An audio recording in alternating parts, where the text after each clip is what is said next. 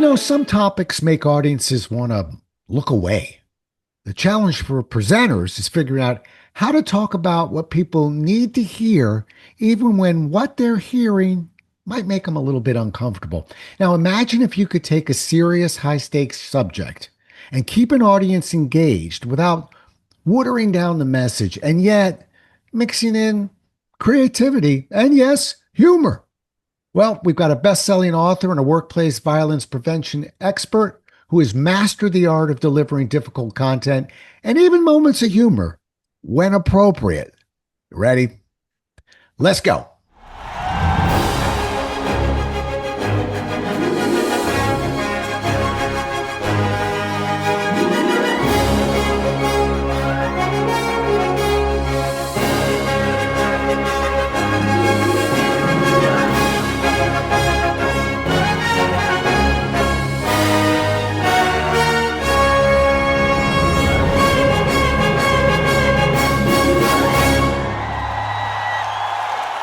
Today's guest, Kelly Sayre, empowers women to live life on their own terms using non-physical, proactive situational awareness tactics that expose and avoid threatening situations before they happen. Kelly's book, Sharp Women, is a bestseller, and she's the creator of the first ever women's personal safety subscription box. Welcome to the show, Kelly. Pleasure having you here. Thanks for having me on, Rob. Well, with you, I knew my first question. I want to start with what exactly a women's personal safety subscription box is. Great question. So basically what it is we've put together a kit that includes different safety tools, training on those tools, short little videos that they can watch that just say, here's how to use it, here's when to think about using it, and some of the quirks or lesser known things about the tool, whatever it may be. And then also including membership into our online community so that anyone who purchases a box has access to ask questions. Well, what would I do in this situation? How do I use this? Or, hey, I have questions about this, in a community that's supportive and safe and understands what women are going through and what some of the challenges that women face, because it's women just like them who have probably experienced something similar and may have advice. And it's going to be shipped directly to those individuals, because what I've found over the years is that it's a very disjointed system when it comes to women's personal safety. There's tools, there's some training, mostly physical self-defense. And then where is that safe place that they can talk about those early micro threats, those early warning signs to their safety? Because the worst of the worst physical violence or physical attacks don't typically start with the blows. Because in a recent study that I saw from October of 2023, 91% of attacks on women come from someone we know. So the early warning signs, the tests of our boundaries are going to come from a psychological perspective, are going to come from, well, is she going to speak up if I make her uncomfortable? Is she going to say something? Is she going to walk away? Whatever the scenario may be. And so we need to have those discussions, because if a situation arises, let's say it's a coworker that's making you uncomfortable, you're not necessarily going to say right off the bat, hey, I'm going to get a different job. You still have to deal with it. You still have to figure out, can I work around this? What is the next step that I can take? Because I like my job. I don't want to leave. I want to stay here. But this environment or the way this person behaviors is making me feel is not okay. And that's that gray area, that nuanced area that a lot of times gets missed in the discussion of women's personal safety, because they go straight to the physical aspect. And as much as we sometimes might want to throat punch someone who's annoying us at work, that's not the best. That's not the best advice. Right. That's not what you want to try first. So it's, how do we have those conversations? And then if it does escalate to a physical confrontation, sometimes there's that psychological barrier of like, well, I don't want to hurt this person. I know them. I work with them. I'm friends with them. I'm in a relationship with them. And so the subscription box is our answer to combining all of that, the tools, the training, the ongoing support in a community, and delivering it right to women's doors Well, it certainly makes sense. And I got to tell you what I love about what you're doing there, which is near and dear to my heart, which is not just teaching a program, but really following up on the implementation of the program. I think that's where I see companies that don't even like to use the word training anymore because it represents, oh, that's where we pay money, have something done that no one really uses 3 weeks later. But what you're doing with that subscription box is you're sort of taking it from the instruction to say, now, if I've got it right, now we've got sort of a tie into how we can actually implement what we've learned. I love that. And I'm going to do something I don't think I've ever done on the show. I'm Ooh. actually going, yeah, you're going to be surprised. It's not that big a deal, but to me it is. We always will tell people how to get in touch with us and with our books and things like that at the tail end. But I think this is so important that I'd like you just because we're going to talk about the training side of this in a minute. And I think this topic, and I can feel your passion in it, is so important. I want you to tell us now how we can get a hold of you, okay, and where we find you. Sure. So the best way is to go to our website, thediamondarrowgroup.com. There's all the contact forms, there's the information, you can do your research, and then the contact form emails me directly, or you can find us on TikTok, on Instagram, on Facebook, on LinkedIn, all the Diamond Arrow Group. Good. So pretty much wherever women are, we're trying to be there and show up for them so that they have access to resources and ongoing support. Because to your point, that the training aspect of it, unfortunately, situations happen on a regular basis that women face. And if they get shared on social media, my favorite thing is to take a scenario where there's a lot of times when nothing happens, we don't talk about it. Or if it's narrowly missed, we didn't even know we narrowly missed it. So if I see videos where it's, oh, hey, this person, woman was followed back to her vehicle after leaving the mall. I talk about, okay, when you're leaving a mall, here's things to think about. Here's ways to make sure you're prioritizing your personal safety. And at the highest level, we got to celebrate nothing happening. Yeah.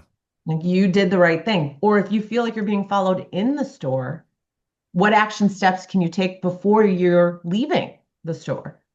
Right. And so it's talking through that, saying it out loud. I like to remind people that the joke is common sense isn't that common, but I always challenge that with we also don't know what we don't know. And if we've never said it out loud, how does anybody else learn from it? And that's what we're trying to overcome is let's talk about those little things. Let's talk about those little life hacks Yeah. that we all think, well, doesn't everybody know this? Nope. Yeah. Yeah. Well, you're actually, have you ever heard of the four levels of conscious behavior? One level being what we call an unconscious incompetent, which is what you Oh, just described. When you don't know that you don't know. And when we teach, some people will come to your class consciously incompetent. I know I'm not good at this, and that's why I'm showing up. yeah. But some people, what we call unconsciously competent, which means they're doing many of the right things, but they don't know it. And that's not good either, because we have no guarantee when you don't know that you're doing it right that you're going to do that all the time. So sometimes just being going through a program like that and being reminded and being consciously competent. I know it, I'm thinking about it, and I'm on top of it. That's why this is important, and that subscription box is important. And by the way, if you're getting a hold of her, it's Kelly, KELLY SAYRE. So, and we'll have all your contact information on our site. All right, now I'm going to wrestle you off that a little bit. I want to get into the mind of you as that trainer.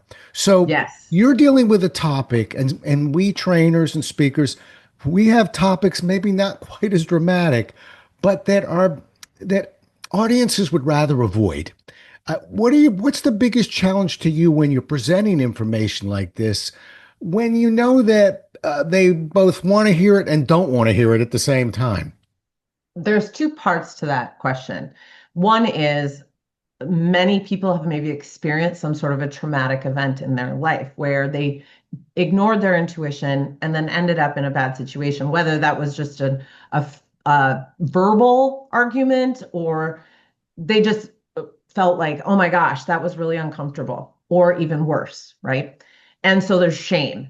I didn't do the right things. I messed up. I should have done this. I should have done that. They're second guessing themselves and they're feeling guilty. Without that, actually, let's break this down. You were, unconsciously incompetent. You weren't expecting, you hadn't thought through that scenario. So why would you expect to know what to do? So it's removing that shame and saying there's no such thing as perfect situational awareness. We can't control another human being's behavior.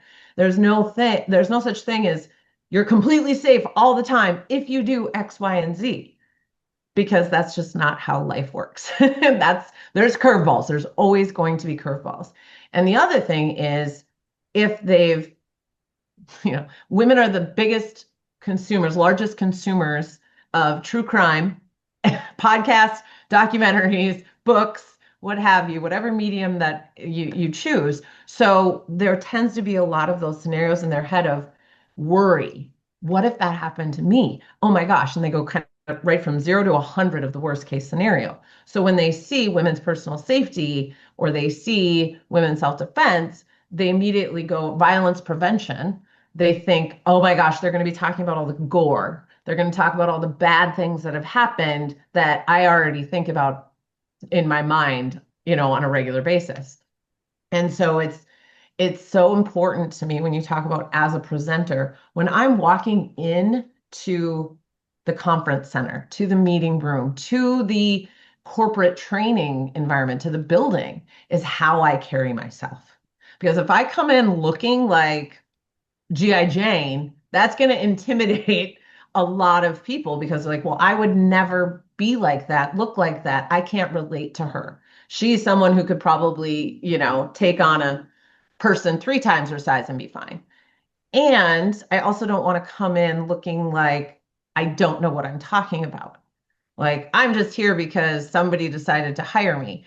And so it's this balance of being approachable and having confidence and being positive that sets the tone as a speaker. So as attendees see me, because remember, first impressions happen sometimes before we even know that they're seeing us or we even have a chance to talk.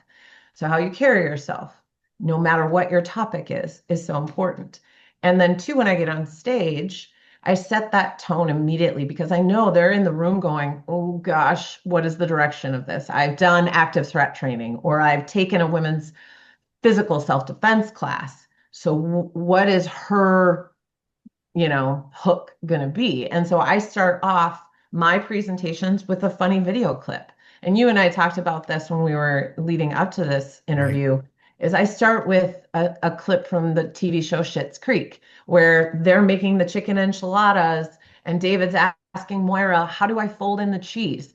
I play that video is literally I have my first slide, my title slide, and that video is the next slide. So I start off from the bat with something that a lot of people laugh about, and it has nothing to do with violence.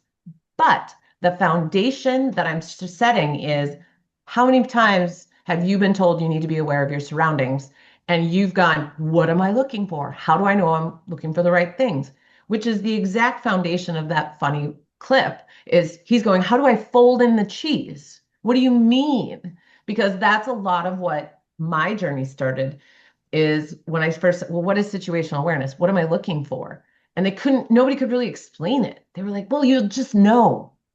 No, it's not how there's a science to it. If you are teaching the military, law enforcement, people in protection roles how to be aware, why are we not teaching this to the everyday person? And that's where it was a really great and fun journey for me is I started saying, okay, let me read as much information, materials, books, courses, whatever I could get access to as a civilian. And the more I read, the more I'm like, well, wait a minute, if you take out the foundations and take away some of the tactical jargon, this is things I do every day as a mom. These are things I do every day with my friends. This is what I do every day going about my day, running errands. To your point, talking about that conscious, but I don't really know how I'm doing it. It's almost like second nature. And that's actually why I called my book Sharp Women, is because I believe women are born sharp. Kids have no filter, right? They're going to say whatever they want to say. If they don't like you, they're going to be like, no, I don't want a hug, Right. or no, whatever it may be. And in my opinion, and what I talk about in my book is I believe that over time, though, due to cultural impacts, traditional impacts, environment, influential people in our lives, that edge that keeps us sassy and keeps us outspoken gets dulled. Just like a use of any other, like a kitchen knife. The more you use a kitchen knife, it's going to dull its edge. It's not broken, it Yeah. just needs sharpening. And so I come Kelly, at it like if I all could women are jump in. sharp, Yeah. Let me but you've jump just in had on to that. cut through a lot of crap. Yeah. When you teach people and they become consciously competent, so now they're thinking about it. Ideally, we want them to shift into unconscious competency. We want you Yes. to do this, and you don't have to think about it. It'll just be a process you follow. But it's important for everyone to know that no one just retires at unconscious competency. That matter of fact, the model has been written by Xerox claimed they wrote it. Wilson Learning claims they wrote it. In one of my books, I claimed I wrote it, but I made a change to it because one of the changes I explained was it's not 4 steps of conscious behavior. It's a cycle. So the Hmm. scary part is when we become unconsciously competent, which is the top of the mountain, the next step, a day, a week, a month, a year later, is unconscious incompetency, where we've stopped doing it and we don't realize that we stopped doing it. So it's something that we have to stay diligent on. Now, let me Hmm. just talk about a couple things real fast because Yeah. you are a talker and I like that. You're on a podcast, you're supposed to talk, folks. I got to wrestle you back to the training side. So I'm going to pull a couple thoughts that I got from you. One, I love the way you walk in because for speakers, we don't have to be dealing with difficult subjects. We want to be approachable. We want to be a subject matter expert and approachable at the same time. And the way we walk into a room and the way we present ourselves to that audience, be it a keynote or a workshop, is really important. So I'm glad that you reminded us of that. And two, I have another clip for you. And that is, there's a great Seinfeld where Elaine they all have this comic, and they're looking at this comic strip by the New York Post or I forgot the name of the magazine. What's it's a big New York magazine. Anyway, they finally get to the actual person who put it in the magazine and said, "What does this mean?" And everyone's going, "Well, you know what that means." And she says, "No, and I don't think you do either." And he finally goes, "Yeah, I have no clue what that means." But it's a very nice little moment, and I think it'll be. You might close with that one. Open with the one you got, close with the one you have. But what you've also done for this audience is explain that with that strip, with that clip, you're you are softening, you're bringing that anxiety level down. Hmm. And I think people are a little bit anxious about that, but they don't have to be. It's not like you stay there for the next 60 minutes. I'm guessing you're almost like a boxer. You're sort of bobbing and weaving. I'm going to give you something a little bit tough and give you a little break off that for a second, and when it come back to it. But it's interesting. I'm guessing that you kind of bob and weave on your humor in there. Yes. And that all comes back to which stories I interject as I'm teaching the different foundational skills. I go through all of our senses and give, hey, here's kind of like the scientific cool or biological cool things about each of our senses. And then I tie in a story based on my audience. What can they relate to? Are they moms? Are they executive protection? Are they road construction crews?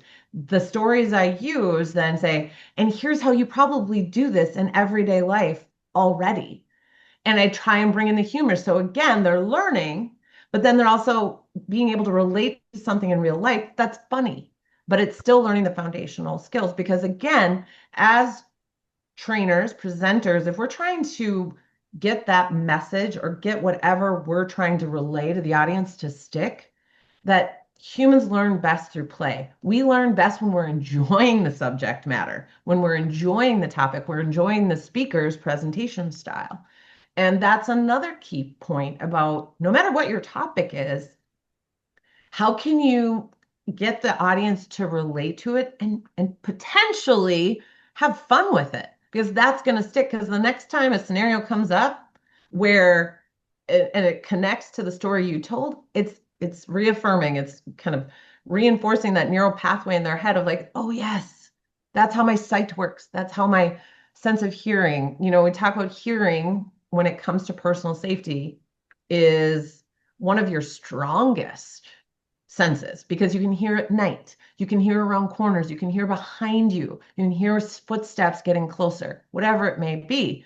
And I relate it to, I know when my kids are sneaking a snack out of the cupboard because of the cupboard door hinges, or when I was growing up, I knew exactly where not to step on the floorboards if I was coming in after curfew because I didn't want the floor to creak, which, again, depending on the audience, they can relate to and laugh and be like, oh, yeah, that I do have a good sense of hearing, right? If I'm in a corporate environment, I'm like, you know exactly what your boss's footsteps sound like coming down the hallway so you can close browser before they get to your office.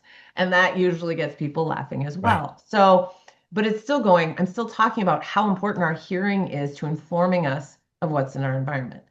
And so Yeah. that's how, to me, and I enjoy that as a speaker. And I truly believe anybody who enjoys being a speaker, since, public speaking is right up there with taxes and people's least favorite thing.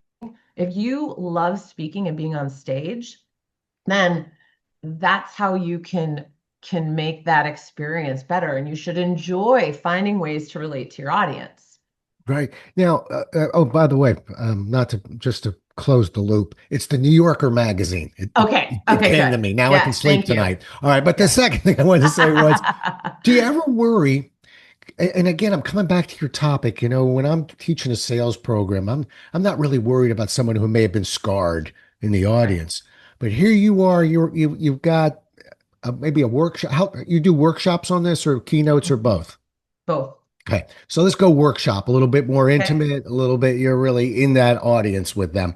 Do you ever worry that you might slide into something that would feel disrespectful to that, not to the whole audience, but to an individual or two? I wouldn't say that I worry about it sliding into disrespect because I am not that way in general because Hmm. I come from such you didn't even know this. Like, so d take away that shame, take away that guilt.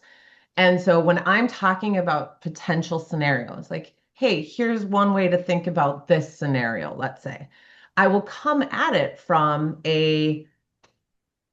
there's no one right answer. It depends on you. It depends on what you feel comfortable doing. And here's some different options and ways to think about how you might want to respond. And I can tell when I'm, especially in a workshop environment where I might be able to see or read body language a lot easier than being a keynote on stage, is you can see when attendees veer off. They start and I'm assuming, I don't know for sure, but are they thinking about a situation they've been in where things didn't go their way, where they maybe were put into an uncomfortable situation or worse? And so when I notice that, then I kind of pay attention to that person and see if I can bring them back on the next slide. Like, Right. can I get them to re-engage? Because again, I'm not coming at it from like, you should have done this, you should have done that. I'm coming at it from like, hey, forgive yourself. You didn't know. Here's the ways to think about it going forward in in a place that comes from empowerment, place that comes from building your competence, sharpening your, awareness, your observation, all of your different senses. And so it's almost giving them permission to say, forgive yourself for what's happened in the past or how you maybe have handled something in the past, because again, you didn't know. Yeah. But now I'm trying to give you the tools and the ways to think about things so that in the future, you might have a different mental scenario to play that might have a better outcome. Because again, there is no perfect solution. There is Yeah. no perfect situational awareness. I like to remind them, Jason Bourne is a character in a Hollywood movie, right? There's no such thing as perfect situational awareness. We are all human. We all get distracted. So I Yeah. think because I emphasize that throughout my trainings is there's no one perfect answer. If anybody tells you, if you see X, do Y, that's not correct because that's from their perspective, their filter, and how they would approach the situation. That doesn't necessarily mean it would fit for you. Yeah. Do you find that your audiences are a little slower to get involved or to loosen up? Does it take? Are you more? Do you have to be more patient with that kind of audience? I haven't seen that because I really think that clip that I play right at the beginning Yeah. breaks the ice. And then how I've structured my training has gone to let's talk about the foundations. Let's break down each of your senses. Then let's talk about how your intuition works, the biological process. So it goes, funny, and then it starts with knowledge. And then from there, I'll incorporate, depending on the energy I'm feeling back from the audience. Do I need to throw in another story and get that laughter and get their attention back?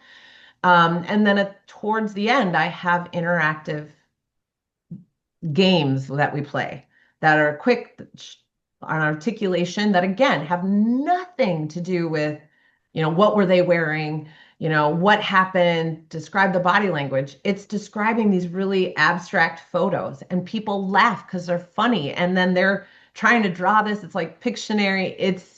And so again, they're laughing, they're having a good time. But then I go, and here's why it's important to realize that articulation skills are so important. Because when I say it's a faucet, you're going, well, what kind of faucet? What color of faucet? Is there two handles? Is it one handle? And so it's really interesting how I say words matter. And what you think you're communicating clearly to someone, they may not be getting the message at all. Right. And so it really comes back to I'm focusing on them sharpening their skills, not telling them how to handle somebody else's behaviors. Like you're only in control of yourself. So here's things you can do on that help you improve your personal safety skills, that help build your confidence. Because similar to how you walk in a room as a speaker, how you walk through your day is going to give off that vibe to people. I'm not someone to be messed with. I'm probably going to say something if you get in my space, if you say something that upsets me. I may not start a fight, or escalate the situation, but I am going to speak up for myself. And when you carry yourself in that way with confidence, that deters a lot of people with ill intentions. Yeah. I want to go back to something that you're doing either unconsciously competently or very consciously competently. But that clip that we keep talking about is so much more important than people understand because it does one other thing for you. Not all audiences are created the same. You could be in one town and it was just a very tight audience. It was, a very nervous audience. And so, okay, you develop a pace and you master that workshop. But how do we know?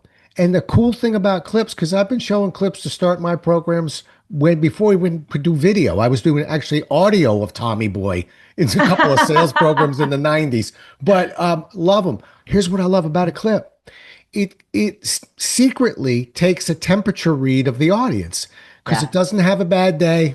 It didn't get in a fight with its wife or husband. It is exactly the same. We're not always the same. Sometimes I'm looking going, I feel pretty good, but boy, they're just not clicking with me today. But that clip will always be exactly the same. And when you show it and that audience smiles and you get some laughter, you think to yourself, okay, I think I can push this audience a little bit. Yep. And when they're quiet as a mouse, and you go, it's not their fault. It's not the clip's fault, but you just took the temperature read and said, okay, maybe I'll ease into this audience a little bit. But it really helps figure out the audience. And you're doing it in the first minute or two. It's really Yeah. smart. And as a presenter, the clip is, I think, in total a minute and a half, which when you're on stage, that gives me a lot of time to watch and listen to the audience's reactions. Are they smiling? Are they laughing? Or are they like, I've never seen this TV show in my life and I don't get it? Even if they've never seen the clip before and maybe they just don't find it that funny, at least I can still continue with the how many of you have been told you need to be aware of your surroundings, to which you've said, what am I looking for? So it still ties in to your point, no matter what the energy read was on the room, but it informs me, okay, this crowd is going to take a little bit more time to warm up, or maybe they won't ever get to the point where they're responding back because I have a lot of, open-ended questions where I'm like, how many of you have ever had this happen? Or shout out the first thing you noticed in this picture. And that first clip tells me, is this going to be an audience that is going to speak up and just shout out their answers? Or are they all going to keep quiet? Because if they're all going to keep quiet, I'll still answer the question, but I'm not going to wait as long for answers. Right. I might just kind of think of it as like they're thinking rhetorical questions. So I'm just going to keep going. Yeah, it's smart, and it's helping you do something that took me at least a decade to figure out. My instinct, and one thing about you, please don't take this as a negative, but I see a lot of similarities in us. Some people don't like hearing that, by the way, but it's a compliment coming from my side. But my instinct, because I'm a fighter, for the first decade of training was if I had an audience that looked like they were a little bit slow out of the box, I just doubled my energy. I just decided I'm gonna beat this energy into you if I have to. Probably a bad use of words on this particular podcast, but Right? I'm gonna push them in. My Yeah, apologies. there we go. Sorry. Okay. Might have to edit that. Probably won't. Okay. But it's what that does is, and you've said it right, is okay, I know what I've got. Take your time. Don't rush them because it's a workshop. We'll get there. And they may be more energetic and enthusiastic at the end than the one that was shot out of a cannon before you started. But what it helps us do is avoid that. I think it's an instinct to go harder to the hoop instead Mhm. of be a little bit more patient in the way we're playing this game. Well, and I think too, the subject matter that I'm speaking to is I have to be very conscious of the fact that if, especially if this is a room full of ladies and it's a workshop and I don't know their life experiences, if they're approaching this subject tiptoeing in, if they're dipping their toe in the water and I go hard charging, that might scare them and they're going to run the other way. Right. Yeah. So it's that energy match. And when I think about sales and what you do is one thing that when I was more in a sales role or whatever, it was like you don't want to show up in, a three-piece suit if you're selling to someone who's a blue collar worker because they're going to be like, this person can't relate to me. It's always that you just want to dress one little step up, So don't come across as a know-it-all. Don't come across as, something that they're going to say, this person cannot relate to me at all. So even down to what I wear, depending on who I'm speaking to. Right. And it's that balance. And again, this is where I think what you do and with your podcast is so important because over and over and over again, I hear, well, yes, we have Jim Bob just does the women's self-defense training. I'm like, great, because Jim Bob was retired law enforcement. Super. Just because he has knowledge of the subject doesn't make him a good presenter. Right. Doesn't mean he knows how to read a crowd. Doesn't mean he knows how to relate and make switches in the middle of his presentation to keep the audience engaged. Yeah. And that's one thing that it's almost a challenge. I don't know if you ever do this. I'm guessing because you're a sales trainer and you're of that Throw it mindset. at me. I'll tell But you. for me, I want like, oh, you want me to speak to this group? Oh, this is my challenge now is how can I make sure I keep all eyeballs? How can I make sure that I'm keeping engaged? Like it's a game for me. I teach college students. I've spoken to high school students. If we want to talk about attention spans, that is a challenge as a Right. trainer. How Right. do I keep going and make sure my stories are relatable? Because I am further from being a college student than I have been when I started this. So Right. I can't use stories and examples of movies that they've maybe never even heard of, Oh yeah. right? Oh yeah. And so that to me is one thing as a presenter, as a trainer, that's fun. That keeps me. It's like anytime someone's like, "Can you speak to this group?" I'm like, "Yes." Right. Because then it's a challenge. How can I relate? How can I get to know them? How can I learn what they're most concerned about, their pain points, so that it's relatable? Because I can't, I've spoken to road construction workers. They did demolition crews, they had road construction and waste management, like, taking their garbage out. It was this large company, but they needed situational awareness training and de-escalation training because their guys are on job sites and they can't secure all job sites. So if they've got somebody wandering in and causing a problem, these guys are hard workers. They're like, we're not going to sit and have a conversation with you, right? Like we have a job to do. We have to get done. How can we deal with this? And I loved presenting to them because I knew this was going to be my toughest crowd. And I, picked out stories, I picked out video clips, I picked out things and reminded them of what they're already good at and how they can use those skills in this way. Yeah. And All right. so to me, that's fun of being a trainer. Yeah. All right. I got 1.5 questions left for you.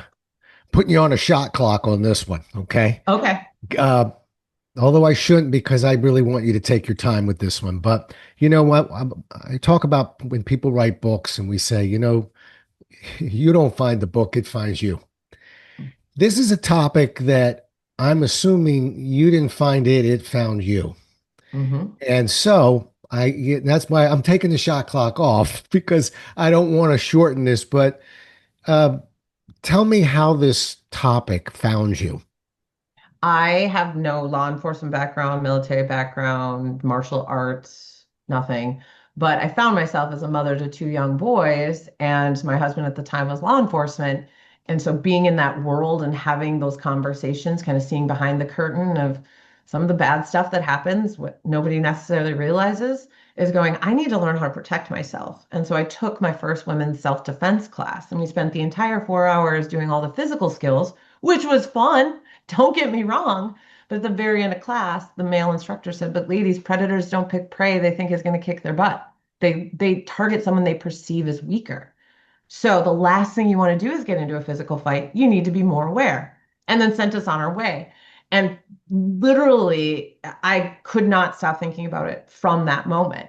And the more I dug in, the more I realized, well, this is silly. Women are the ones being attacked. Women are the ones getting killed and kidnapped when they're out for a run or, domestic violence situations. Why isn't anyone talking to us in a way that we can avoid this? Like, I don't want to be a statistic. And really, that became kind of that earworm of a song. If you will say, I couldn't not do something. It was like once I knew, I couldn't sit by and pretend that it wasn't important. And in fact, I have a quote in my bathroom from Lily Tomlin that's like, I looked around and said, why isn't anybody doing something about this? Or, somebody should do something about this. And then I realized, well, I am somebody. Right. That's paraphrasing. That's not Yeah, quoting that's, it that's good exact. enough for me. But that's where it's come. And this journey since 2017 is when I started my company has been all about that. There isn't a roadmap for me. There isn't a similar business out there. And so it's been a lot of failure, a lot of trial and error, a lot of getting up in front of people as a speaker and saying, did that work? Did that not work? Okay, I got to adjust. And now if somebody said, hey, a speaker backed out last minute, we've got an hour. Can you get up and do your presentation? I'm like, not a problem because I know my material so well and I'm so passionate about it. Yeah. And that's really the goal is to your point, I'm so passionate about it that I just love to talk to anybody and anybody about it. And I'm not giving up because it's important. Right. Oh, and by the way, what you just mentioned of, can you talk for an hour? I'll tell you that the tougher ones are when, and I've had this happen to me multiple times with a smile, because you'll be able to do this if you can't already. Listen, we know we booked you for a day, but we've had this change. Can you knock a couple hours off? Or can you go tomorrow and add such and such? And I'm always smiling. Sure. Mhm. Really, it's people may not want to hear this, but when you work with a trainer, we're most interested in how long and how many people. Mhm. And then we can get to the rest of what you think is important, which is very important to us, by the way. But really, once I know how long and how many, because now we do a case study, can we do a small group, etc. Um, then it's just a matter of okay, I can go 4 hours, 4 hours and 15, 7 hours and 11, whatever you want. And it's not that we speak faster or slower. We know what we can add, and we know what we intelligently pull back from. So yeah, no, that's not being lost on me. The when a speaker cancels, which by the way is why we speakers typically have a system in place where we can get people can get a hold of us very quickly because I picked up a few where speakers got fogged in Pittsburgh, things like that, and shot myself on my way to Baltimore, and no problem, grab that gig just like you, 2 hours and blah blah, sure, ready to roll. Yep. All right, I got one And more if you have question to for you. if you have to shorten it, then guess what? Leave the audience wanting more so they book you again. There you go. That's helpful. All Mhm. right. Here's my last question for you. And I've actually got an answer too. So we'll see if we line Oh, up. But it's from you. Uh, okay. we always want people to hold on to every word that we say. But if by chance somebody were listening right now and walking away and you said, boy, if they remember nothing else from today, here's what I'd want them to walk away with, what would it be? On what subject? Your On subject. on being on Yeah, my subject. yeah, If it was not talking training. to, I'm taking you okay. off of training. I've been wrestling with you Okay. long enough on that one. I'm gonna let you go back on your topic because it's an important topic, and I think this helps my audience as well. So yes, in terms of defense, hmm Get curious. Start your day. Be more curious about your surroundings. So instead of going on your phone while you're walking from point A to point B, put it away and just look around you. What is your environment? What can you hear? Can you hear birds? What do you smell? Do you smell the barista making your coffee? Get curious about your environment because what that'll start doing is establishing your baselines for everywhere you go. So it'll be easier to recognize when something's off. And get curious about your fears because like I always talk about perspectives, which is kind of a nice word for saying bias. I grew up with a father who had been run off the road on his motorcycle by a Volkswagen. So when he was 18, he was okay. But from that day forward, was a scary situation. He hated Volkswagen. So I grew up thinking Volkswagens were the worst cars in the world. And not until I started really doing this work, because it was always a family joke, right? Not really taken seriously. But then when I started doing this work, I'm like, holy crap, that stuck with me. I love cars. I've owned 10, 11 cars in my life. I've never owned a Volkswagen. I've never even test drove a Volkswagen. None of my family has ever owned a personally. Volkswagen. No, to this day. So it's that underlying, like, just how sticky that was and how influential my dad was on my perspective of a car. And I tell my audience, take that take Volkswagen out and put anything in there. Get curious about where does this opinion or where does this belief come from? Is it something I truly believe in, or was it something that I was told to believe in? So getting curious with your outside world and getting curious with yourself. Okay. Now let's see how I did listening to you. I think I'm saying the same thing a different way, but I'm really walking away listening to you of focusing on the preventative side. Okay. We obsess on, okay, you're going to teach me judo. What are we going to do? I'm going to be able to take the gun from and Right. where I think your theme and what you're doing is, that's reactive. We're trying to talk about proactive so that we're never put in that situation. And I'm going to go 1B on that too. I call it 5% moves, but I think sometimes people they dismiss things that appear to not provide a monstrous amount of value. In other words, just looking at this might only make you 5% safer. Okay. But I'm going to give you 25 ideas today. I'm going to give you more than one. And when you start bundling a lot of these little ideas, you become a force. That's what we're doing. I think everybody wants it in one quick idea. And a lot of times it's lots of little things that may fit into your preventative bucket there. And that's what I learned. I love it. And that's why in the subscription box, we have the daily habit cards so that you Well, can take like Atomic Habits from James Clear, consistent, small daily habits create the biggest improvement over time. there you go. All right. How do people get a hold of you? Say it again for us. Sure. Go to our website, thediamondarrowgroup.com. All of our contact information is there, or find us on the multitude of social media platforms at the Diamond Arrow Group. Good. And I know for a fact that Kelly pays attention to LinkedIn as well, because that's how we connected. So you can find her on LinkedIn again, and that's KELLYSAYRE. Okay, Kelly. Well, I want to thank you for a bunch of things.